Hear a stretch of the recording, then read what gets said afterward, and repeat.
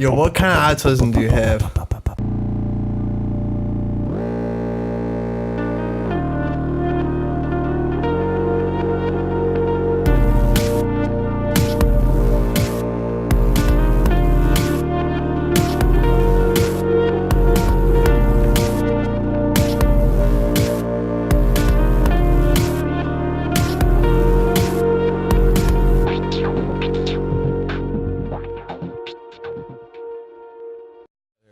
Get your shot glasses up. Cheers.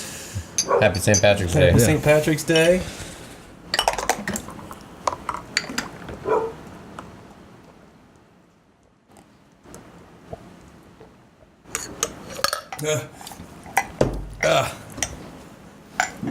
Oh, man.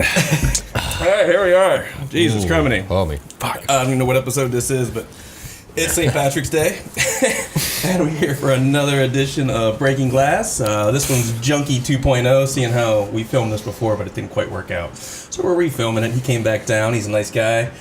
Coming down to bless us with his presence. Tell us a little bit more about himself, which we don't even know, but Yep. he already told us before, but hey, that's not our fault. So anyway. Get a little work done in the shop with him, too. Yeah, we're going to do a little bit of work, but I am here. I'm Kevin Beecher. I got Josh Mazay. Mm-hmm. Dave And Henty. we got Dave. And we're going to talk about some stuff. What do you got? Well, we give our week in review, like we normally kind of will sum up. Well, this week, like I said, Yeah. it's St. Patty's Day weekend. We figure we get some Guinness and some Irish whiskey and some Irish cream, and we're making some car bombs. We're drinking whatever else we got. Yep. And, you know, hanging out in the shop. It's getting 70 degrees yesterday. Yeah, it's a beautiful Back day to yesterday. freaking, what, like 30 tonight, which is crazy. But other than that, you know, didn't really do a lot. We've been in the shop working, watching. Well, we've talked a lot about. Everybody's talking about the Michael Jackson thing. Yep, returning to Neverland. So our 2 cents in. I, honestly, you know, there again, I watched about 40 minutes of one of them and 20 minutes of another. So I'm like an hour out of all 4 hours. These guys have watched it all. I didn't really want to watch it, you know. After I caught the points where the guy was talking about him spreading his butt cheeks apart and jerking off on his back, I was kind of like, yeah, I'm kind of out. You know, I don't really need to see too much more of this. You know, and it's sad because, you know, it's going to change how you feel when you listen to Michael Jackson. Yep. Probably. Do you believe him? Probably. I mean, it looks pretty convincing. You know, I mean, everything about it, I think, looks pretty convincing. And, you know, it's all said and done. I mean, these kids, I think, already got paid. You know, I think these kids were in that lawsuit. You know, that one kid was. The one kid from they both actually testified on the behalf of Michael Jackson in the first big trial. Yeah. He reconnected with them and brought them in to be his Twice, witness. too. Twice, yeah. And then it was only later that they kind of back. They just didn't want anything. At that point, they didn't actually seek out stuff as much as they really just didn't want any contact with it anymore. And then the one who was like the choreographer for NSYNC, Wade, yeah, he actually did end up suing him. But I don't. There think was he so won. much I don't think he wrong won, with though. all of it. I don't think so either. No. I thought all of it, like, just the stories are terrible. Yeah. The parents, I mean, what the fuck was everybody doing? You know, the whole world's watching this shit, and then you see it now, and you're like looking back, and you're like, dude, every time you have one of those little kids, he's just pretty much like, shut your mouth, little fucker. I'm like, I'll jerk off on you tonight. You know, it's some freaky ass shit, man. Like I said, I'm a little torn, because like I said, I was a huge Michael Jackson fan growing up. I mean, shit. But we all ignored it back in the day. We just all ignored it. We're like, Probably. I probably didn't pay attention as much. You know, I was probably like fucking just rocking out. Fucking, Yeah. And the whole time he's like, beat it, beat it, beat it. And I'm like, oh shit, motherfucker. God damn it. But hey, whatever. Yeah. Are you gonna stop listening to music? I never really listened to it, but every time I hear it, I'm just going to think of the songs differently. You know, like, you know, beat it, beat it, beat it. Like, I'm trying to think of other ones. Pretty young thing. I mean, Yeah. he's just like every song, man. And he told us the whole time. He said he's just like, man, I'm a fucking smooth criminal. I'm bad. Yeah. And all I do is beat it. And he's been telling us the whole fucking time, and when nobody wanted to listen to it. Yeah. People did, but you know, I think so many people just let it go. Oh well. Yeah. So what else? Week review. Ah, man, I just since the last time I filmed, we haven't, like, we've just been in the shop. We haven't really done Working, like I said, we're getting ready. I mean, you're getting ready to flip and take off this week. Yep. So you're going to the gas conference. Yep, going down to Florida for gas, and then back out to Vegas for another glass show with the people that put on Glass Vegas, the Glasscraft and Bead Expo. That'll be the first week of April. Teach some classes out there. So yeah. Then you're going back home for a little while, so we'll be. Luckily, we've been filming a bunch of these podcasts. We have quite a few banks, so we've banked a few. We won't hopefully have too much lag time. And once he's out there and gets back, we'll be able to get back up. But we have a few of them, some really good ones coming up that'll be banked, and we'll be able to get them moving after this one. So, what else? Anything else? Yeah, not much. What about you, Dave? Anything this past week going on with you? Shipped out a bunch of Beanies to Hetty's Hideout and Planet Caravan, just wrapping up. Big order. Oh, and Witch Doctor as well. Were those orders that you picked up at the Las Vegas Expo? Nah, they didn't really buy anything at Vegas. They're just, they hit me up after, place big orders. But that's always good, That's the thing about, I think, Las Vegas was, like, making some connections. Like, I didn't sell a lot of stuff, but I had a couple shops that said, hey, come and see us. And that's what it's more important, meeting those shops and getting those relationships. Yeah, just connecting with people. It is nice to sell some glass, too, but... Yeah. We definitely made more connections than anything. How was the Vegas show for you? I know it started out a little stressful. Yeah, we should probably talk about that shit. Yeah. So what? Monday is setup day for Glass Vegas, and your box didn't come. Didn't have my boxes, and I was like, "What the fuck?" I shipped these out like a month in advance. I know you did it so early. 3-dayed it, which is fine, You sent it out a month early and 3-dayed it. Yeah. So it was there in 3 days. Okay. So Crazy. I'm like sitting there at my booth. Actually, first they changed my booth. They got the number wrong. It was like A734 that they had me like post on my Instagram and everything. And I go to that spot and there's no name there. I was like, what the fuck? And I like walk around, eventually find my booth, and then no boxes. Yeah. I go to Keystone and they talk to them. They're like, oh, USPS is fucking up. They're just fucking up. Yeah. An hour before the show. After I had a panic attack, went out my room. I ran into you a couple times and I felt bad for you. I was like, motherfucker looks like he's gonna kill himself. I was like, he looked so sad. I'm like, I would just suck though. You pretty much plan your whole fucking couple months. I mean, it takes, we planned on this shit for 2 months. And we built a crate and sent out, and we packed it and had all of our crap. And I can't imagine if that thing didn't show up. And I'm there, like, sitting with my dick in my hand, like, what the fuck? I can't imagine sending something out a month ahead of it. Really? Honestly, that's what I can't imagine. The idea of like just sending a bunch of inventory to sit out in Vegas for 30 days before I'm actually out there. When you say it like that, That's how committed he was to this. Well, no, event. I mean, I think it shows a lot of like preparedness and all those things. It just for me like that. But a box sitting in Vegas kind of sounds sketchy. We sent out a pretty big box, a 4 foot by 4 foot by 4 foot crate. Yeah, and I sent it out like the 1st or 2nd of February, and it got there by the 9th. Mm-hmm. So, but we paid $500, $400. Well, it was about $1,000 total to get it out there and back. Well, it was there and back. But I mean, last year I shipped out all those little boxes. Remember, we had 2 of them break. Yep. And we even had them insured, and I still haven't even got that fucking money. These are fucking assholes. Yep. Or the glass. Yeah, or the glass. They kept the rigs and the money. And it's like, so I got nothing out of that. They were broken bad. So we paid insurance and all that shit to ship it. But I ended up spending $400 shipping a bunch of boxes. You know, it was like crazy. $40, $50 a box, and it's only a little box, 2 rigs a box. Damn. And I was like, dude, screw this. So this year the crate was awesome. Plus we got to ship anything we needed. Yeah. And we had boxes of melt t-shirts and sweatshirts and posters and beer koozies and stickers and flyers. Then all of our glass, and then we sent coolers and anything and everything we had. I mean, microphone stands and stupid shit we needed for the podcast, banners. I have to admit, initially I was kind of against the crate. I just thought, oh, this is just a lot of extra money and a lot of extra work. But in the end, I think it actually just saved us a bunch of time and a lot of. I just remember last year even bringing all that shit in there. Oh yeah, just trying to haul back from your car, carrying it in and out, and it's like a fucking just having that box dropped off at your booth and unload it, and then just put it there and you walk. Yeah, they literally drop it off, and then we ended up using the crate as a freaking table. We kind of pushed it to the corner and used it as a table.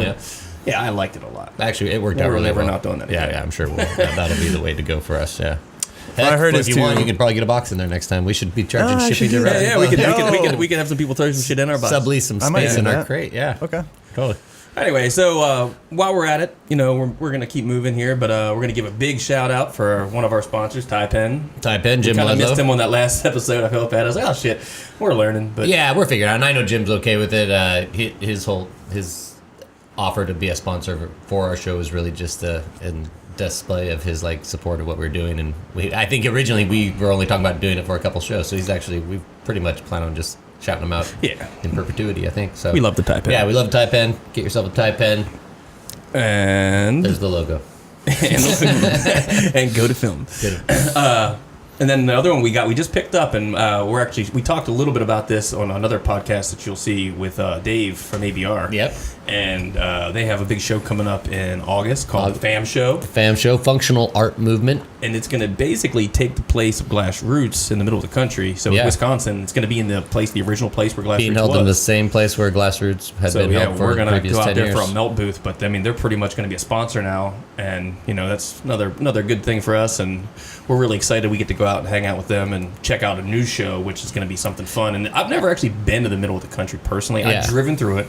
You've probably been there, I'm sure, because you know everybody. I have, but not that particular part. I haven't been in the kind of that Wisconsin, Minnesota area. I haven't spent any time up there, so I'm actually really looking forward to it. Yeah, I've never been to Wisconsin, and I think it's an important show like that for Glass Roots to they're just leaving a big open space in the middle of the country. They had a show there for 10 years. They've been actually a very popular show amongst glass blowers, and so for them they've decided to move their show to Asheville, North Carolina, which. Again, I can kind of get behind that because I don't feel like the East Coast, other than the Champs does the Atlanta their trade show in Atlanta, but it's definitely a scaled down Champs. And I'm again, it's just in the convention hall and it's in Atlantic City. It's not the greatest place I feel like for a show, and so I don't feel like there's a great East Coast show. And I think Glass Roots can do that and maybe they can do that in Nashville. But they really left something open out there, and ABR has started up the FAM Show to take that space, and I think it's going to be great. So if you are an artist or a shop check it out. We'll get some information on that on our site. Yeah, the dates are August 17th to 19th. And again, it'll be in Madison, Wisconsin. When they said they're planning on 130 booths. Oh yeah. So it's going to be a pretty big show. They're going to have demonstrations. I think a flame off of some sort. Yeah, well, not a flame off. It's going to be some live glass blowing going on, some things like that, and those guys are those guys go to every single trade show. So if anybody should be heading one up and who's familiar with them, it's the guys at ABR, because you'll see them at any show you go to in the country. They're always there.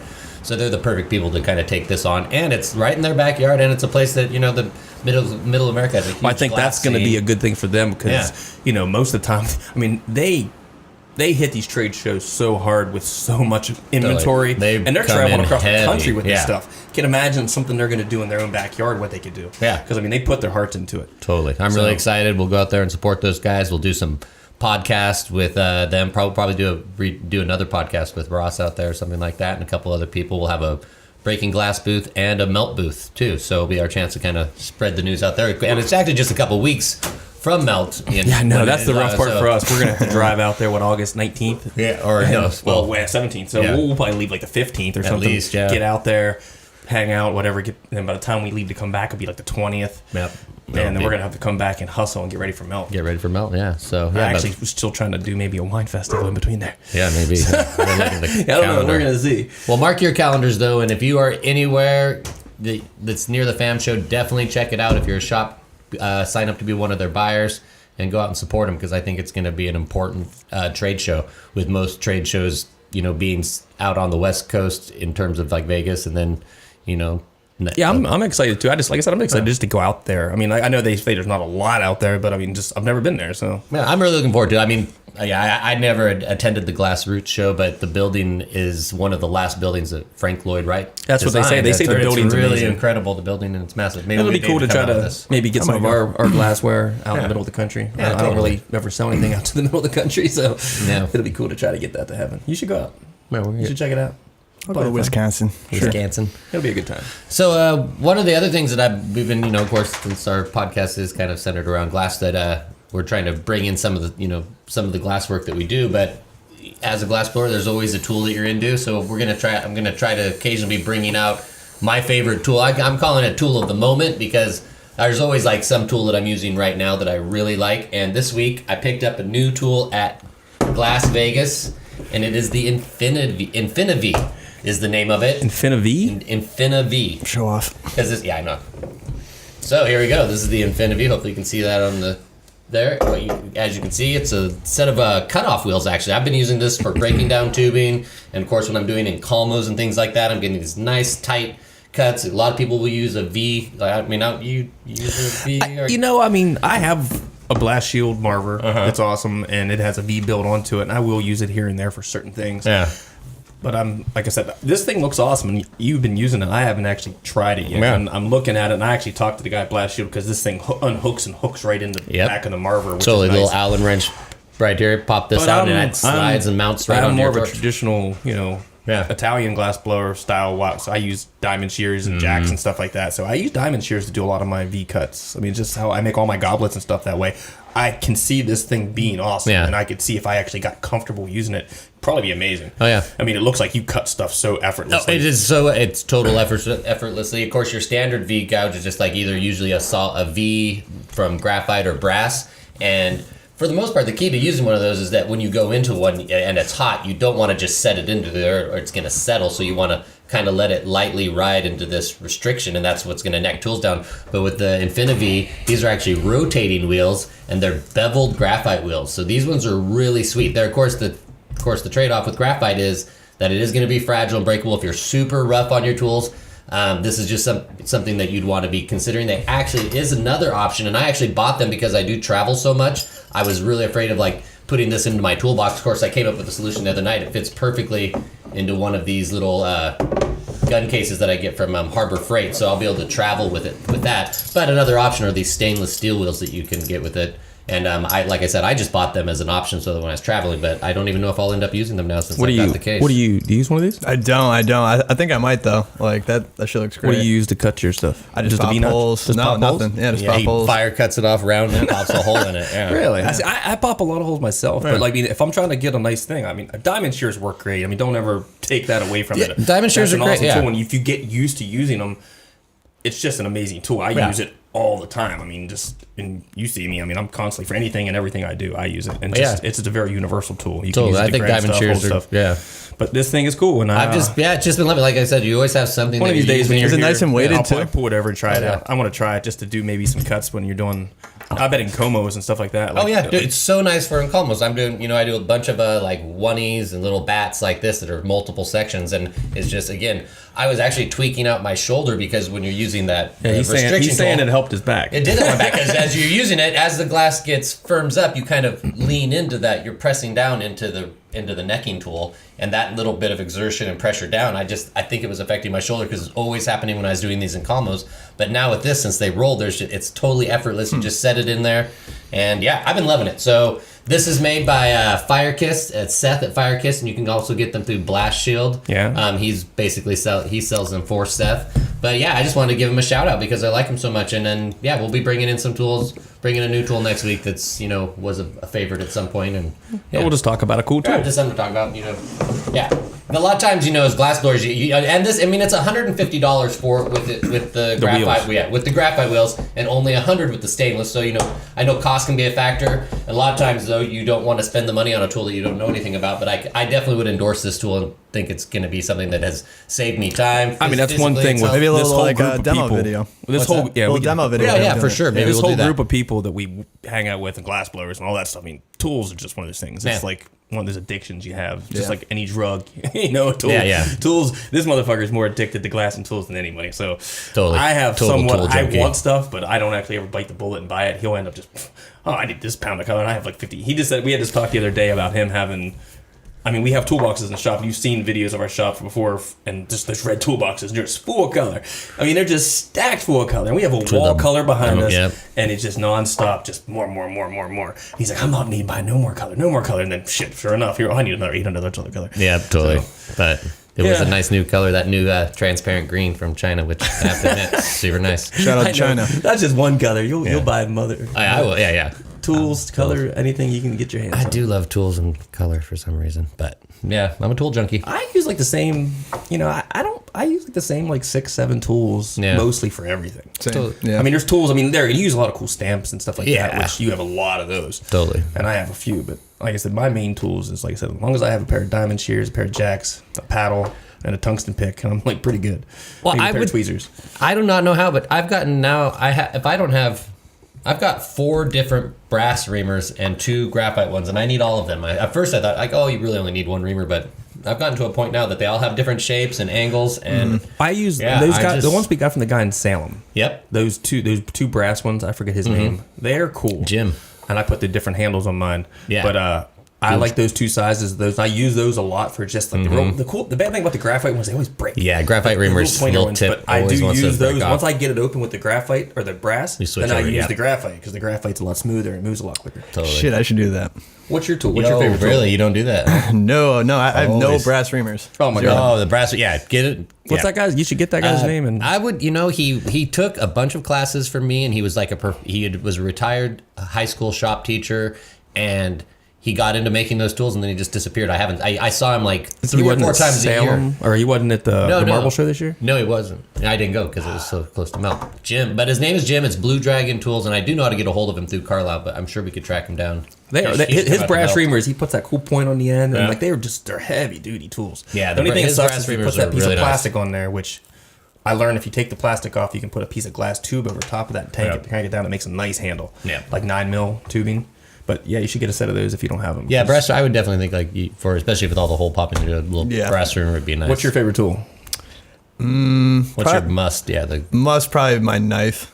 Oh, really? Because I'm doing nothing but beanies. That's true. He's always cutting them little lines in there. Yeah.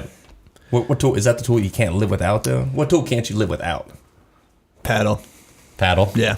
Yeah, because you can use that for a lot of different type of like sculpting. Whose paddle? What paddle do you have? Whose paddle? Griffins. Griffins right? like I think 4x6. Or whatever it is. Yeah. I got lucky way back in the day and won an entire set of paddles. So I have and it was when was it Griffins or Blast Shield? It was actually Will Menzies, who was before both of those guys. And Will Menzies' tool company ended up becoming Blast Shield. And Daryl took it over. But I have multiple sizes of paddles, and I actually that's something that it's probably what started your addiction. 4, 5, 6. That's probably what started your addiction. Yeah, probably. Yeah, it was. You got huge. I got all this 5 different paddle sizes, different reamers. I got like 1 or 2 Blast Shields, 1 or 2 Griffins, and I use that Smith one a lot. That I bought that skinny one. I like that one a lot just for the size of it. Which they all make one like that. Yeah, his are quality pretty nice. Oh yeah, his are great. I like those Smith. I like how shiny they are. Yeah, for sure. But shiny. There's a couple other ones out there. I would say tweezers almost the most important tool out there. Well, then I would have to say it's tungsten tweezers. Yeah, the tungsten tweezers. The tungsten tweezers. I think that should be a challenge. What? With the most important tool? No, you just make a rig, but you only get to use one tool. Ooh, that could be, or only just make anything. Well, last year there has to be something. Last year at Melt, they did the one competition where you had to make a spoon no tools. That's doable. It was tricky. I'll push your bowl. And suck in. Yeah, just suck in. Oh, but you have to pop it. Well, what the best actually, one, it was this is a super cool trick. The kid did. He took a piece of rod and shaped it into the shape of a reamer, then carbon fibered it, carbon coated it up with black, and then pushed it. And it didn't stick. Worked great. What a fucking nerd. That's awesome. Yeah. Wow. He's scientific. He's a scientific kid. He's one of our interns. Yeah. That's a trick from the scientific guys. It's great though. It's a great trick and useful. But there again, tungsten tweezers by far. Yeah. I don't think I could do much. I could do so much with them. Yeah, because they have the pick on them. They have the tweezers. Oh no, you're not. Now you're talking handy andies. You're not actually talking tungsten tweezers. No, tungsten tweezers. They have like they're pointy. So you see how I make them for my beer bottle drying. Yeah, okay. I use those tools for a lot of stuff. Right. I could use them to rake shit. I could use them for all kinds of stuff. If you needed to. Yeah, I love those tungsten tweezers. I think it's hard to beat them too. Another one of my favorite tools. When I got those, it was a game changer. I'd say that and my jacks. I love my jacks. And that's why I have 3 pairs. Jacks I use as a paddle, or I can use it to open up. So, jacks is a very universal tool. Most people think of jacks as soft glass, and that's all they do is open up shit. But man, they use the back ends, use the sides of them. You can do just about anything with a pair of jacks. Yeah, too. So, that's actually, I think, would be a pretty good universal tool because it does serve so many. So things, well, that's cool. That's cool talk. Maybe like I said, we said this at Las Vegas. We were trying to say, what's your favorite tool? What's your that was that's a good question to ask people because everybody's different. I know some of the somebody else does the one where it's like, what's your top 5 tools? It's like if you were on a desert island, what 5 tools could you take besides your torch? Yeah, which we don't need no fucking torches. Well, like we said, we'll try to bring up some tools and bring in some different stuff that we're using. And if anybody's out there making tools wants us to try them out, send them into Breaking Glass, and we'll test out your tools and talk about them. Well, with that, we'll just talk about Junky real quick. Talk about me. I think that's the next thing we're moving into. Well, start off the bat. We're gonna say his giveaway this week. We always do a cool little giveaway. Yeah, he's doing one of his dope little eye beanies, which we'll get some pictures of this and put up. But this motherfucker's famous for these things. He makes the eyeballs with the little beanies on top. But this one actually has opal for the 8 mil. Opal for the super nice and royal jelly. What is it? Royal Jelly Space Iris. Oh, wow. Yeah. It's pretty sick. So whoever wins this is going to be pumped. Oh, and Lotus White. That new shit. Is it the Lotus White? I was Yes. wondering. It it's looks super like a good. super rich white. That shit works. Yeah? Great. Boil it? Does it? No, it's cracked right here. Oh, I'm just joking. Would believe it. No, I was looking at this. I wondered if this was the new. It has like Yeah. just a slightly milky quality on the back here. You can and see kind of on the stuff. Yeah. bottom. I think I heated up a little bit too much, so it kind of goes That's, transparent. just under a little translucent there. It kind of works like Moonstone. Like once you heat it up, it goes a little bit transparent, and then it like bounces back. It kind of opacifies out. Oh, that's wild. Yeah. Well, yeah, it works great. I mean, it's way too expensive. How much but is that? Like it's 160 a pound. 160 dude. a I know, pound? dude. That's a lot of money. Ridiculous. I got 2 rides. That's $50.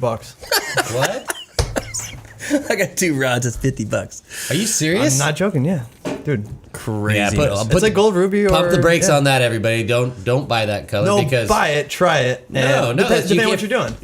I just can't. We talked about this Mine's earlier in the white. shop. I mean, my favorite white is old school Chinese white. Yeah, I hard to love beat. this shit. OG And Chinese white. it's like the newer stuff isn't even the same as what the stuff that I have. And the sucksy thing is I'm down to like, have like Sucksy a thing. couple of rods of it left. Oh, really? I Oh, might wow. have like 10, 12 nice big chunks of it left. I use it a lot for all my dot stacks and my marbles and stuff. It's just so poppy, but this stuff's really bright. I mean, This it's stuff a looks. very I bright mean, white. like I said, I was looking to spend it in the shop last night. The white did jump out. Is like, I was kind of wondering what it was. At first, I thought it was starred just because it was really dense. But then when I saw a little bit of translucence there, I was like, oh, it must be something else. And I was guessing with that. But 160 pound. I mean, at some. I mean, Hey, just so you know, how much is that worth? Oh, that one? No, that's got all that white in it, man. Yeah, No, that's like that's gonna be you worth could at least remelt this 300. thing down. this is like a $300 yeah. pendant that he's giving away everybody. So yeah, get free. What is what's the contest for the giveaway? Did you guys decide? We haven't figured that out yet. What's it going to be? I don't know. Wait, what's the other ones? They're all What'd you have to different. do? What do you want to do? Do you have any? Yeah, we'll take a suggestion on it. We'll do all sorts of different. We've had a different type of contest. What's the last one? Like what? Well, what'd you let's have do to this. Let's do something crazy on one. Let's like say send in a selfie, and we get to judge the selfies. Oh wait, that's the Beanie drawing, there you go. Oh, okay. All right, you hear that? We'll There get you the go. detail. and I'll pump it out on my Instagram And- so people will get onto it. Yeah, and you we'll, know? we'll put the detail up once we actually release this episode. We'll probably do a post and we'll. And can we say- make it so that you have to also have a subscription to the podcast and follow? Sure, yeah. You got to be following Yeah. the podcast No, of and course, Junky, yeah, and yeah, we'll do that. Yeah, that'd be fun. We'll give it a couple weeks. Give people Couple a little weeks, bit of time. yeah. All right, that sounds good. It'd be great, yeah. What about the? Let's move on to the mailbag. Quick, get that out of the way before we really talk to him. Okay. So yeah, breaking or mailbag at breakingglass.show is our mailbag email account, and we have a new question this week from one of our longtime listeners and previous Shard guest, Yeah, Steven Geller of Stellar Glass. he's the man. And Steve, it's kind of a long question here, so here we go. I'll read this out to you guys real quick. What are your opinions on kiln temperatures? ? I've always set my kiln at 1056. Learning to blow glass from Casey Stever many years ago, he told me once that was the temp, and I've never strayed from that. I hear of artists working at many temps ranging from 900 to 1100 for whatever reason. What do you guys believe to be the temp and why? Also, where do you stand on Kiln Cycles? For the past 15 years myself, as well as the local homies who make incredible work, have been on a crash the kiln movement. Do you believe annealing cycles are necessary, or do you feel like a good soak and crash is sufficient? All right. P.S. so- I miss you guys. Here's my opinions on a couple of these things. I mean, going from backwards, I'm a crash kiln. I mean, I've been doing that my whole life. I mean, I've been blowing glass Same. for 22 years or whatever, and I've always just I throw something in. I make sure I get it about a half an hour, then I shut it off, and that's it. I mean, I never really try to bring a cycle down. As far as temps go, I mean, everybody says shit. I mean, you're probably gonna have a better time asking the super scientific nerds that really understand this stuff, but I tend to run mine heavy. What do you run yours at? Like same as me? I just set, during the day, I just set it to 1050, and then I work at it at 1050 all day. I set mine at 1070, and I always work at 1070. And when I'm making a big piece like this thing behind us, I run it like 1090, maybe 1100 sometimes, because I'm going in and out so often. I want that thing fucking hot. And I've noticed myself when I'm at set, I used to set at 1050, just playing around and shit like that. And I'd always have shit just crack. I pull it out and like I hit it in the flame and it cracked. It always scares me. I see you like pull stuff out and you'll like look at it for a minute and then stick it in the flame. I'm like one of those guys that get straight from the torch right in the flame. And like there's a lot of times you'll see me. I'll get in the kiln with a hand torch before I'm going to even put an attachment on, and I'll hit where I'm going to hit with the attachment, just with the torch, just to get it preheated a little bit. I'm like super sketchy about shit though. Yeah. I always just had that. I'm like OCD about it, I think. What's your take on it? Yeah, I do 1045. Definitely just crash it. The only time I'll do like a annealing cycle is when it's super cold out. Like if it's negative outside, then I'll, if there's a big marble in the kiln or a big piece, then sure, maybe I'll run like a little bit of a cycle down. But I say just crash it. Yeah. So I'm typically a person that crashes my kiln, and that's what I basically kind of teach people as far as like Pyrex go. I think kiln cycles are important for other types of glass, soft glass, etc. For Pyrex and Boro specifically, it's not as important. But the formula for annealing Boro is this: for every inch of thickness, you want to hold your kiln at 1050 for 10 minutes. And so if you have a 2-inch marble, you're looking at 20 minutes at 1050 at the end of the day. So when you're done, if that's when you're going to turn off your kiln, assuming that you have a new, like the kilns that we have out in the shop are pretty new kilns, right? So that over time, just due to like, your kiln degrades and they'll start to get leaky because of the soft brick that the kiln's made of starts to abrade and you'll start to get leaks around your door.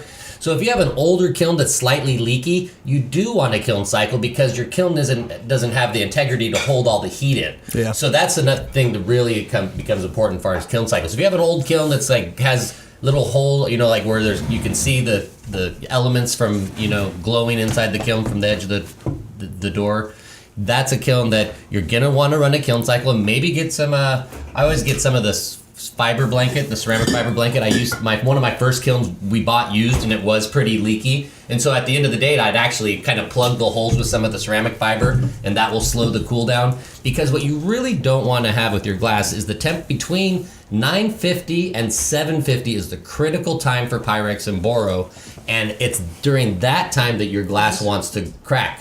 So what's key is that if you want to, first of all, you just want to know your kiln is. So if you do have an old kiln, like I said, it's slightly leaky and cools down quickly, you might want to, ramp your kiln down slowly between 950 and 750. Once you're past 750, just let it in naturally cool or crashing is fine. But for the most part, since people are making hollowware, that formula that I said about for every inch of thickness, a rig doesn't really have any spot on it that has an inch of thickness of glass unless you've added a marble or something like that. And that's, of course, the part that you're playing to in any type of kiln cycling is you're playing towards the thickest part. But if you're just doing a bunch of hollow production ware that doesn't have any big marbles, you're going to be fine crashing your kiln. I would love for you guys to see a video of what the kiln at my shop used to look like with my brothers. You've got 3 of us. We'd be working on one tiny AIM kiln. It is no exaggeration to say at the end of the day, the kiln was this deep with little paperweights and stuff. He does that now, and it always drives me crazy because we work out of 2 separate kilns. Like he has his kiln, I have my kiln, and I'll open up his kiln sometimes, and it'll just be like piled up with just like all these little like paperweights and marbles and shit just piled up. And I'm like, what the fuck? I'm like one of those crazy OCD guys. Like I said, I keep everything separated. Yeah, like same. I don't let anything touch. I might have 20 pieces and they're just strategically stacked around, but nothing's touching. Yeah. When I first started blowing glass, I worked with vermiculite. I mean, I didn't even. I had a kiln, and like we lived in this little farmhouse, and I had this humongous ceramic kiln, like a big son of a bitch, and I actually had to pull my stove out of my house and push the kiln in and plug it in to run the kiln. So I'd only run it like once every 2 weeks or something like that. So I had this big crock pot full of vermiculite, and I would make all my pieces, flame anneal them, throw them in the crock pot, build up like 2 weeks worth of like production stuff, and then kiln it all at one time. I did that for flipping a year and a half. It sucked. I don't suggest that. Buy a kiln. So and just real quickly back to Steve's question, one of the midway he was asking about, he's heard of artists working at mini temps ranging from 9 to 1100. Well, first of all, if you've heard of somebody working at 900, they're absolutely doing it wrong. Soft glass.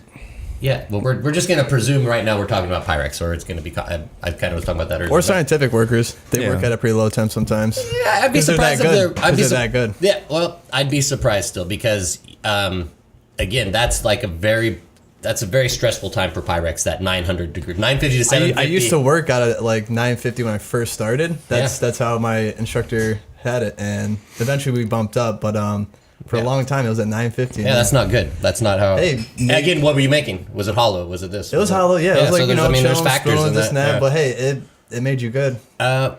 I don't know that that's that's Yeah, It's kind of counterproductive because It is. you probably Yeah. wouldn't lost near as much. I'd never really that's had true. a lot of loss with the vermiculite. You know, it's just like you can get away with it. You can bench cool shit. You know, if you really want to, especially clear. Yeah. you know, Right. you can bench cool. I never ever anneal my goblets and feet when I make them.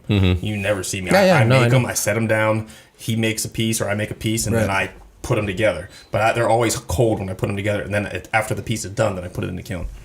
But yeah, with the 900 thing, maybe with clear, but probably shouldn't do it. No, probably not because that, like you said, that's what you did in the beginning. You don't do it anymore. There's a reason for that. Yeah. Because it wasn't. But yeah, that 900 is just too low. Maybe if you, I would debate anybody that told I don't to like sit there and tell me the action. people work out of 10 to 50. I like that extra 20, 30 degrees. Well, the thing that's important is that the reason I even 1100, I do know I have seen artists work at 1100, and it's about recapturing your heat. Every time you open up your door, all you lose such great heat loss is that by running your kiln at a higher temperature, is that it heat as soon as that door shuts, it's capturing its heat faster because it instead of like just going up to 1050, it actually is pushing itself to recapture the heat. So there is an argument for running your kiln a little bit higher, especially if you're going in and out. If you're working in one kiln with multiple people, more in and out of the kiln, you need that's what killed run me it a little bit at higher Champs. to recapture. I know at Champs See you that later. killed me because they never had those kilns higher than like 950. Oh, yeah. And I competed there last year, and like, you know, it's not nothing against Champs. I think I should have just went in there and just said, "Hey, fuck it, we're changing this shit." Yeah, you probably should have. All the people working in the kiln beside me would have been like, "Yeah, fuck that." And we just were all kind of like being respectful of each other. Yeah, like, yeah. oh, everyone my kiln at 1050, and they had them set at 1050. Yeah. but they just never made. But it those to are 1050. huge kilns. and they never made it to 1050. They're really big kilns. So it's right. not. We're not again. When you're talking about 1050 in a kiln that's this big versus a kiln this big, you open up that door. You've got to have all these elements on the ceiling and the wall that have to capture the heat again. You're going to have heat differentials in a kiln this tall too. It's going to be And that's hotter the at the problem I top had. of the kiln and My piece, cooler at my the marbles bottom. cracked on my piece because of that. You know, they were so close to the door. I pull it out. Oh it's shit, like- we'll have that problem at melt. You know, Yeah. it's just people going in and out, in and out. It's probably better to run it at 1100. Yeah. You know what I mean? When people are going in and out so much. And most kilns thermocouple is just the device that regulates your temperature and It's measures right outside the the door. temperature. It's right in the middle of the kiln. So it's measuring, they're put in the middle of the kiln, so it measures, it's in between the top and the bottom. So that's reading the temperature of a very specific area. So the floor of the kiln's almost always cooler. So if it's for sure. reading 1050 here, it's probably only Like 11. 9, right, It's right. Yeah, not 9, not 150 degree difference, but it could be like a 10 to 15 degree difference in that amount of distance. Definitely, yeah. And Depends that's how something fast, you how can- long they leave the doors open for too. I know at Melt. I see that it drives me crazy. You'll see people, they'll open them up and they'll sit there and look inside the kiln for freaking like 3 minutes. That drives me crazy. You know, calling people over. Yeah. Shut that motherfucker, dude. It's like Jesus Christ. Yeah.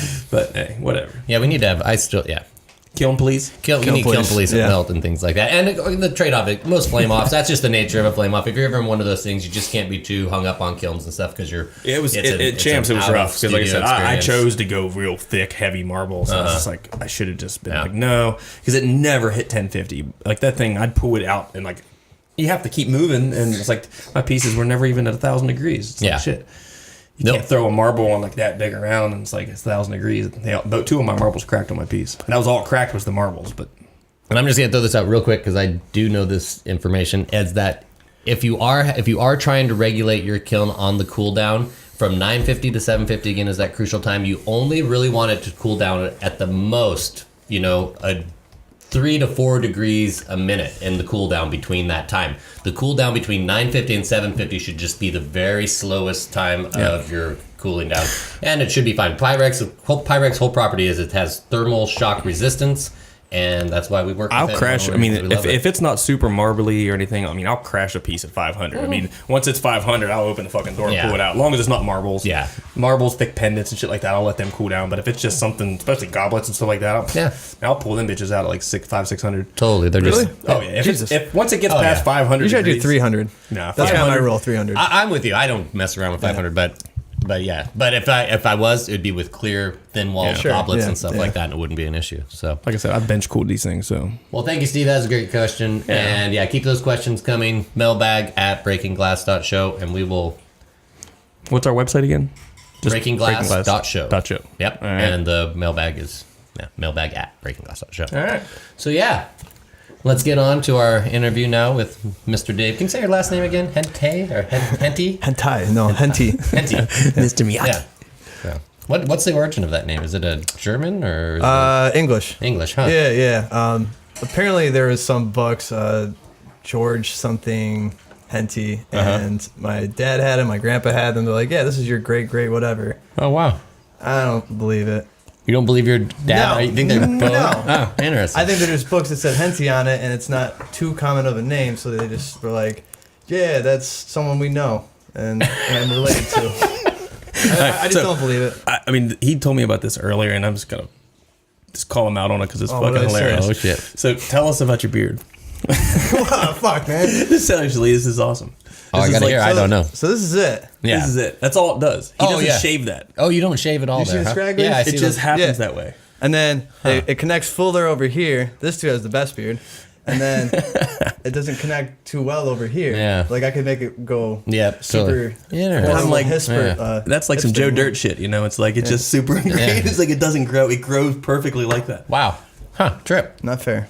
Not fair. Yeah. Yeah, he wants to grow a full beard. He said. Yeah, I want. But like you yeah, said, yeah. you can see a little bit of a couple hairs there, but he actually doesn't shave that. Well, you know that shaving does encourage hair growth, stimulates hair growth. Though. That's not true. It's a myth. I looked into it, man. No, He's been I shaving looked every into day. it. He's in there just straight cutting.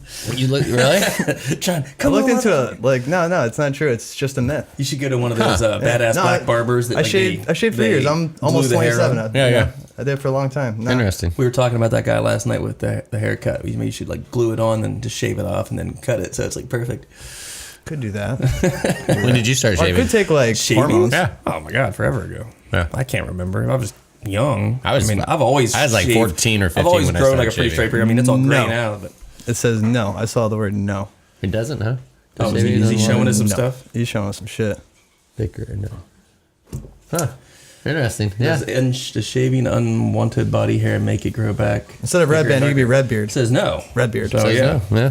Hey, you're right. But it's just crazy to me that you actually have that kind of. That's pretty wild. That must be again like that'd be interesting. It might be like old English evil shit. I'm wondering. Yeah. Genetic. Cause like I'm like real like bony. I mean that's probably my diet choices, but like you know like they used to put like lead on their faces, like old White Royal makeup. English. Yeah. Like for a white makeup. Yeah, for that's white makeup like- to yeah. look really white because that was like a Yeah. sign of royalty way back in the day. So Uh-huh. I think Look it just pale- like, I'm pale and trickle pasty. down from That that. looked- Yeah. Interesting. Because then Yeah. everyone started doing it too. What's that? Everyone started doing it like once the royalty did it. Then, Oh, like, yeah. other people were like, oh, let's put lead on their face. Yeah, totally. Yeah. Yeah. And then they died. When they die. Yeah. Yeah. Well, yeah, it's definitely interesting that it's. He told me that earlier, and I'm like, that's fucking insane. I honestly thought he shaved it like that. Yeah. It looks like it's like all done the way it's supposed to be done. I was like, my name's not Joe Dirt. That's So, yeah, that's Didn't where he say Henty that in comes the from. movie where he said basically he's like, oh, it just grows this way. I don't know that Yeah, movie he's very having well. an interview with the guy. Yeah. Do you know what I'm talking about? I think it was lamb chops. Yeah, well, he had that shit, and he's just like, what makes you do that crazy gene? He's just like, Do I "Oh, remind it you of grows Joe that way." Dirt? No, just the fact that it doesn't grow like Just that. that. Okay. Just want to make sure. All right. Say it. My name's not Joe Dirt. Later. All right, so So that's where Henty comes from. Yeah. well, that's cool, and I think. we know a little bit about that. So you're from New York. New York, yeah, near Syracuse, from Auburn, New York, which is like the OG Hollywood. OG Hollywood. Yeah.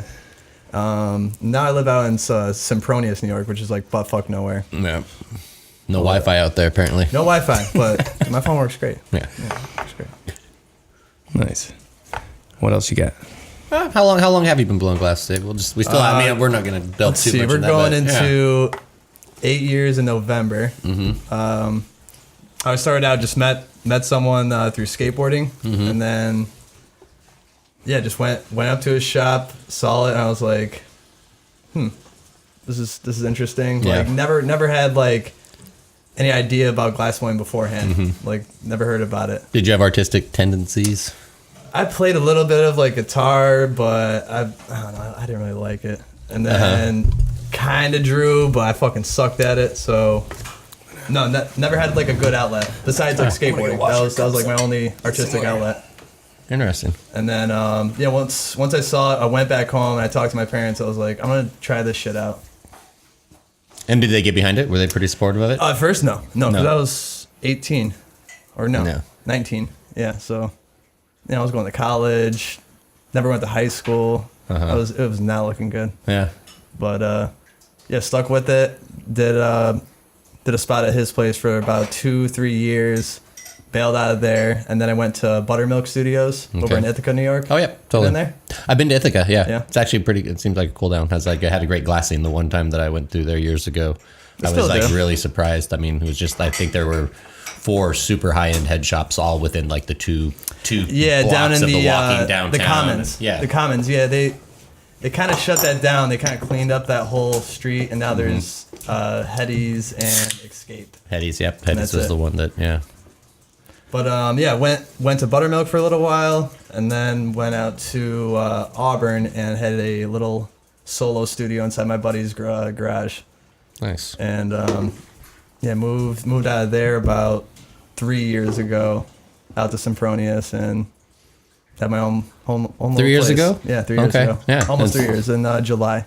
Yeah. And so, how did you end up at that first melt? Because that's of course where we met. You would have been the first melt, and how did you hear about it? And definitely through online. Like I think someone posted either Saul or someone that was going to be attending. Yeah, exactly. And just looked at it, I was like, fuck, this looks cool. Like it just seemed like a way too good of a deal. I was like, really? It's only this much? What is it, like 1,100? Yep. Okay, Yep. sure. We were gonna feed you and Yeah. And you've been there every year? Yeah, just went for it. I was working at a job, Omni. It was like a hose manufacturing type of spot.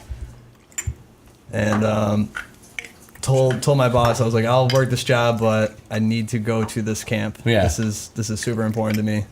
So you're working full time like a job then? full time, was up at 5 a.m. and then got home at like 5 p.m. That thing's still rocking. What was the job that you had? Where were you working? I was like crimping hoses and like doing stock, putting stuff up. Shit, we have to do another one. Yeah. And then it was just a shitty factory job. Huh. And then just went home, blew glass from 6 p.m. until 11 p.m. and went back to bed and repeat. Well, I think it's cool to hear that you were in that position and you chose to invest in yourself because, one of the things that we hear a lot, people talk about the cost of melt, and they're usually just out of their... They don't know what they're talking about when they say that for the most part. They just see a single price and they don't equate it to all the value that comes out of it. But I think... And I would say that it paid off for you in the long run, right? 100%. Seemed like melt was kind of like this place where some things started to happen. It was an eye-opening experience. Like when I got there, I've never been around that many glass blowers at once, and never blew glass in front of anyone, kind of like that. So just 3 years ago. Well, almost 4, I guess. Right? Yep. Well, this was our 4th year. It's 3.5 years ago. Yeah, 3.5. Yeah. So, yeah, man. But how many people were in the Buttermilk Studios? Was that a pretty big studio? That was big. I mean, it's been popular for like 15 years. Yeah, I recognize the name. It's kind of like separate rooms, and it's not like everyone's like stuck right next to each other. I mean, and Melt's a insane experience. That's 120 people surrounded. But once I left there, I was like, oh, dude, I have to do this. Because some people there, I was like, I mean, no offense to anyone, I was just like, okay, they're doing it. I mean, the work's good. Yeah.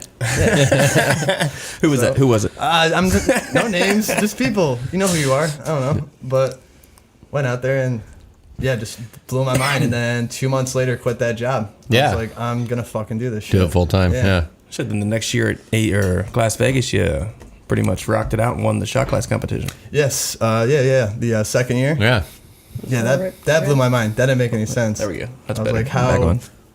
Well, you had a great piece. Yeah. I mean, you had you did a shot glass that was actually 2 shot glasses that combined into one. It was a large eyeball with a beanie, and the beanie itself came off and was a shot glass, and so was the eyeball. So, no, it was a good concept, and I still think mine was better, but fuck. What'd you make? Some Star Wars shot glasses. Oh. But yeah, no, that kind of like maybe a little bit more popular. I think maybe people started to see who I was. They're like, okay, he won a competition. Yeah, a little recognition goes a long way. We're going to be doing your first solo show coming up? Oh, yeah. First solo show at Planet Caravan. Wait, now, where's Planet Caravan? Cincinnati, Ohio. Oh, cool. Right on. Yeah, so on 420, first solo show. I can't believe they even asked me. That's exciting. Yeah. Have you ever been out to that shop? Have they been a supporter for a while? Since November of last year. Oh, what's the criteria? I mean, is it going to be one of those things where you're going to go do a demo? No demo. Just like hangout show and like huge drop with collabs with you guys, bunch of other people, Firefly, Don Chili, Half Full Studios, Kevin Engelman, Swerve Glass, bunch of people.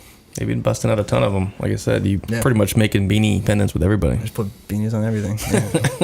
I think I need to get a sticker like that. Yeah, kind of like just a beanie. Oh yeah, it needs to be like that Quebec hat one. I've been thinking the same thing really? for you. It'd be great for you to have. You know the Quebec hat? He has his Wonka farmer hat, and he has the hat as a sticker, and then he just uses that and puts it on everybody else's sticker. So you need to make a beanie, and you'd be slapping I beanies saw. on. Wait, there was I'm gonna somebody, pretend I didn't hear that. Somebody at one of the trade shows I was at, they had sticker packs, and the sticker packs had like all these little like Mr. Potato Head accessories. They were like just little mustaches Freddy. and glasses. Oh, right. It wasn't him that had it. He might have had them. He but has this one wasn't like who I got that. them from. Okay, yeah. But you could peel them off and put them on your driver's license and all that kind of stuff. So, but yeah, the beanie would be cool because nobody's done that yet. So Yeah. No, I think it'd be great. Some type of icon on the hat or something, so we know it's yours. Yeah, just a little handle, a little junky or something there. Yeah, very cool. So what were you first making when you got I mean, you didn't start out making beanies. That kind of just has come around in the past like 2 years, I'd say. But when I first started, it was kind of like the start of like the dabbing era. Like domes and quartz nails, those little shitty ones. Oh, yep. So I just starting around there. So I was making dabbers in the beginning, chillums, spoons, like old school push bubblers. Started out with that, and then kind of got into rigs pretty quickly. Because that was the thing that was popping up. now you're making pendants mainly. When I was in Vegas, I only sold one pipe. wow, Sold bubble caps, but mainly pendants. mainly pendants. Yeah. People like pendants, man. Oh yeah. Yeah. What's your what's the craziest thing anybody's ever tried to trade you for a piece of glass? I'd probably have to be at a show. Like ever for anything? What's the craziest thing somebody's tried to give you? Trade? I don't think there's anything crazy. Probably stuff What's the most ludicrous thing that somebody offered, and you're like, "There's no way I would." Probably some sort of drug that I wasn't into. That's boring. Like ketamine. You're boring. No, exactly. No. I've been to like We a heard lot some of good festivals. story. We had some good stuff out in Vegas. People were talking about sexual favors, and Oh, I was fucked up in Vegas. I've been but that offered shit stays apple there. pies, man. Come on, you got nothing better than Not in Vegas. I mean, I was fucked up in Vegas, but that story stays out there. Oh, tell us. Oh no, I probably know it. That shit stays out there. Oh wow. No, me. Shout outs to Pogo. He was there. Oh shit. Yeah, he almost got me in trouble. I bet. Oh, I know this story. Oh. Look, That stays out there, bro. what happens in Vegas stays in I Vegas. finally understand that quote. I was like, that's such a lame quote. And then after that happened, I was like, okay, All right. I get it. Oh, well. All right. We won't press you. We'll just tell it later after you're gone. All right. So, what other questions we got? Just nothing. I don't know. Nothing good? What do you want to say? Give me a question. That's what I got. You got to have questions. Well, other than your show you got going on, like I said, you have that coming out 4/20. You got to drive. You driving out? I'm sort of on the fence. It's like 10 hours for you, isn't it? It's like, yeah, nine and a half hours with stops. Sure, 10 hours. Yeah. But yeah, you're gonna go out and kick it. Hopefully, you probably sell a bunch of glass. Oh, yeah. I would think they'd probably buy a bunch from you, maybe if they sell a bunch. I'm not sure how it goes because I've never really done a show. Like, do you normally just bring a bunch of shit out there, they buy it, or do they? Well, it like, works different. The ones that we go to, I mean, I think a lot of them are like like Stoke did, like when they put on a show, like you bring the glass in, you put it in the show, Right. and then if they sell it, they take like 20% or whatever the percentage would be, But some places I can tell they you kind of that. run it different though, don't they? What's that? I thought they only mark Well, that up. was a group show, so that's not the same as well. No, I'm pretty sure just in general they thinking mark about up everything like only 30%. I thought I heard that from. Well, for I that think show. what they were doing was with collabs that were 2 people, then it was like 30-30-30. Everybody got 30%. And I think that it's possible for that group show, just in the effort to see things sell, that they've made, and they were only going to have they weren't having to buy the work. It was just there for the weekend, that they may have had like a better type of rate that they were doing for artists for that. But I think that would be the exception. I've talked to a few artists that do those solo shows. I know that some of the top tier artists, it's basically like a guarantee buy of like $10,000 to $15,000 worth of glass. Ooh. yeah. I guess it all depends on who you are. I think, but I'm Right, I'm going to put out there that, and I would put it to you. Of course, you navigate this on your own, but I think you should have that kind of figured out before you go out there, or get some type of like the Probably agreement should, of some right? sort. Yeah. Yeah. I mean, I'm talking to a guy that mails out stuff 30 days early. You should know at least that.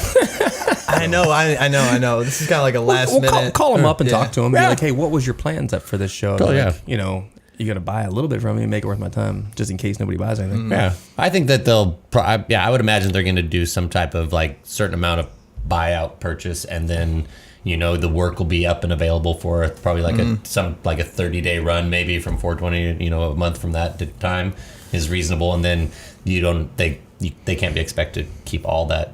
All of the work, but they should. I think that probably some type of some dollar amount that they're guaranteeing to buy is, more than fair. And also, and then of course your travel expenses out there and where you'll. They be said they'll staying pay for that. Yeah. So, Yeah.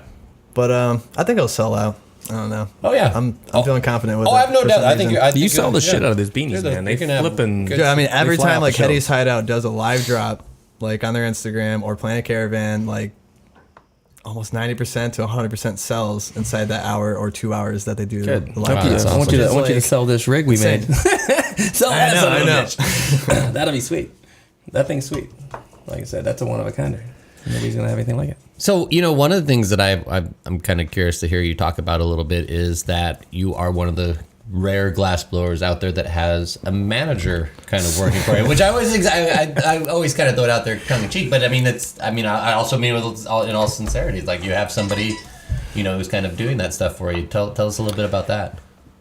So he's not like doing too much. He's just like kind of been a dude who's like always bought my glass inside the past and has supported me for pretty much my whole career. What's his name? Brian, aka Junkie Dealer on Instagram. A junkie dealer on Instagram. He's great. Cool. Yeah. But he's just kind of always been there, always helped me out through like tough times, and like always wanted to go to these shows. You see him at, I think every single Las Vegas he's been there. The Michigan Glass Project. He even came up to the Stoke show, didn't he? Yep. Yeah. He drove. Yeah, he drove out there. Yeah. And he So- did he come out to that mansion party with us that night, Yep. right? Yep. Yeah. The mansion. That was great. But he's just kind of like a dude that's always been around, so I just call him my manager. Okay. You know what I mean? But I thought he was it's still not- doing some stuff for you. He's in doing some terms of, things like, for me, and like he helps me out with like some paperwork and Yeah. like some other things. But it's not like he tells me what to do. Like, all right, you gotta do Oh this. no and no do no that, no! do this. Yeah You know, yeah yeah. it's, No, I didn't take it as It's like a, little things. You know? Yeah, I didn't. I thought it was more as a person that was helping you do all of that extra work that an artist has to do for themselves, and probably just freeing you up to focus on being creative. Some and things. making What's work. crazy because you guys set up together and it always says it'll say like Junkie and Junkie deal. Yeah, no, sure, no. We're just like fuck. Let's put it in. If Yeah. it works, it works. Totally. So It kind of cracks me up. Yeah. No, I think it's great. I mean, believe me, I would love. I mean, if I had somebody that could just take on selling my work or put the energy into it, would just open up a ton of time. And things We need like to find that. somebody So- to do that. I know. Well, I've tried to talk to, I've mentioned it to Zig before. Zig and- would probably do it. I think we Zig need to would be get somebody great at- involved. Yeah. We need a manager. Well, it'd just be nice to have somebody. I mean, I think sometimes just like somebody who sells that has like brings a level of enthusiasm to the work that I have a hard time putting in myself. We need somebody that has a lot of free time that they can sit on a computer and talk shit. to Brian people. doesn't though. I mean, like He's got like a real job too. yeah, right? no, he's super busy. He's the yeah. regional manager for Escape Head Shops. Sorry. It is a lot of work. I mean, like every single How shop. many shops they have?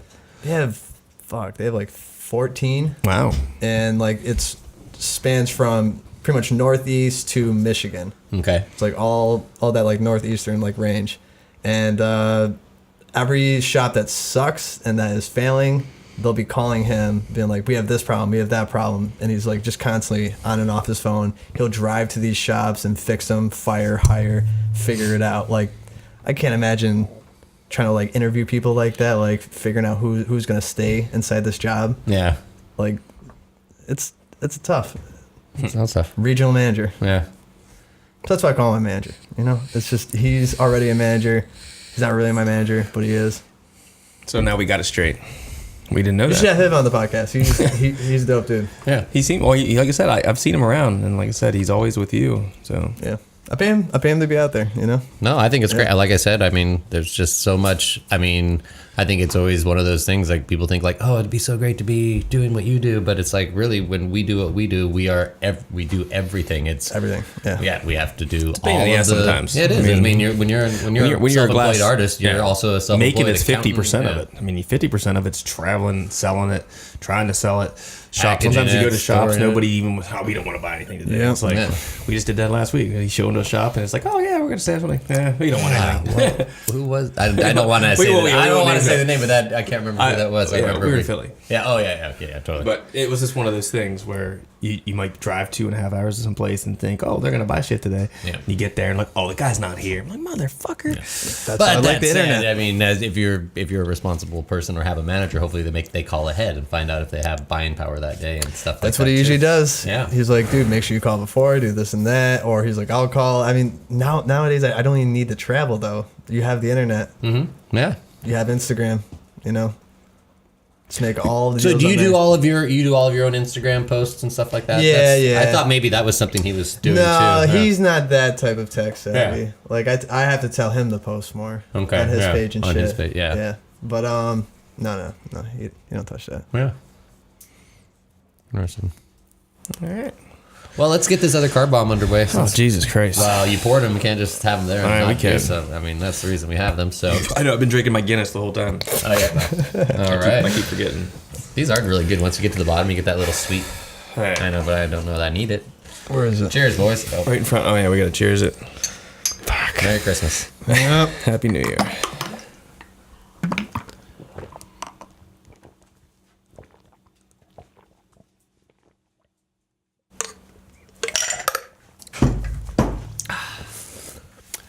I probably look great. Oh, God. We got to work tonight. Yeah. Cool. We do? Yeah, we got to go work. This is not going to be fun. I want to be the best cheerleader ever. You're right, dude. You got, like, how many heads to put beanies on? I've been making, like, I got, like, a bunch of them out there for you. I was already in the shop working. Yeah, whatever. I was. When? I got here an hour before you guys realized I was here. I've been out in the shop the whole time prepping up. No way. I was. Bullshit. I saw. Lying. I Bullshit. saw. He Jeremy was asleep. He bullshit. called me a little before. He's like, I just took a nap. And I got pretty much straight up and walked up here. You guys were in the shop, so I And started, you went out in the shop and turned stuff I was on? gases on, was breaking down tubing, left the kiln on. Junky loves it. Oh, no, I don't believe it. Go see the kilns on. I think Well, anyway, kiln I got you a Boba Fett, a Stormtrooper. You cracked the skull, you fucker. I did. Again, I think, yeah. I mean, I Damn, can't. Kiln Temp, back to Kiln Temp. Well, it was kiln running temp, at but it's 1050. also left at the front of the kiln. Again, like you had that little garage door. On Also, the kiln. probably shouldn't have cold sealed something. It was that also big. in there for hours. Also, Yeah. should not have cold sealed That was the something first that one I big. made, beginning of the night. Okay. So it was in there for freaking 10 hours last night. We were in there. I do think on a side note though about kilns, at the end of the day, take your work that's in the front of the kiln and push it towards the back of the kiln, because again, the front part of the kiln you have a leak. You're sitting at the part where the heat's escaping, so your work's going to cool down faster. So, oops, sorry about that, Jeremy. But yeah. All right. Anything else you want to say before we start wrapping this thing up? Nope. Nothing Nope. crazy. I got Nothing full belly. full Feeling belly of what? This stuff? Irish breakfast. Yeah. Yeah. So you've got the show coming up in a month, and I mean, but again, like you're always looking ahead. I know that you're going to have Melt this year. Do you have any Yep. other plans? I mean, Michigan Glass Project. I'll try to go to that one show, the FAM show. You should go to yeah. Appalachian Flame Off. Where's that? Pennsylvania, Yeah. like 2 hours from here. Like, but north would be probably even closer for you. We'll be there hanging out. We'll get a melt booth going, and When's that? July 5th, 6th, 7th. Okay. I mean, nothing else Yeah. going on that time. When's Michigan? June? No, July like 21st. it's like mid shit. mid like July July. 21st. It's like it'd be like 2 weeks after that. Okay. But yeah, it's a good little event. It's fun. There'll be a lot of people there. Oh, man. Yeah. You should come hang out. Well, me and Todd take the camper down. I don't know if he'll be back. I don't think he'll be back. I won't be You back have for that. Oregon County Fair. Yeah, I'll be doing the Oregon Country Fair at that time. But yeah, Yeah. we'll talk about that. So I'll be there. All right. All right. Well, cool. Then after that, just melt, and then we'll probably have you on sometime next year again too. So really, Yeah, we'll definitely bring Nah, it later back. this year. Huh? Yeah, we'll bring it Later back. oh, maybe yeah, melt. for Like I sure. said, at melt, we're gonna try to do a bunch of different stuff. So Yeah, I'd love to get you on it. well, we I'd talked love- about yeah. doing some group. We thought it'd be kind of cool maybe to get like some big group shots. Yeah. And a bunch of people hanging out. Maybe we'll do like some type of panel. Well, and yeah, maybe I think we should have to do like a Lord of the Flies kind of tribal. Whoever has the conch shell talks. If we get like 10 people on or whatever, we just have like a thing. We pass the wand, and whoever has maybe the microphone even. Maybe I'll have Lucky make us a shell. Like if you're holding the Charlie Kruger. I think a microphone. Whoever has the mic talks. Yeah. One mic and everybody can kind of just pass it around. One mic, 5 dudes. Yeah. Yep. That'd be good. That'll be on the extended cut after hours. So anyway, if you, I guess we're going to wrap this thing up. We got our website, breakingglass.show, Instagram.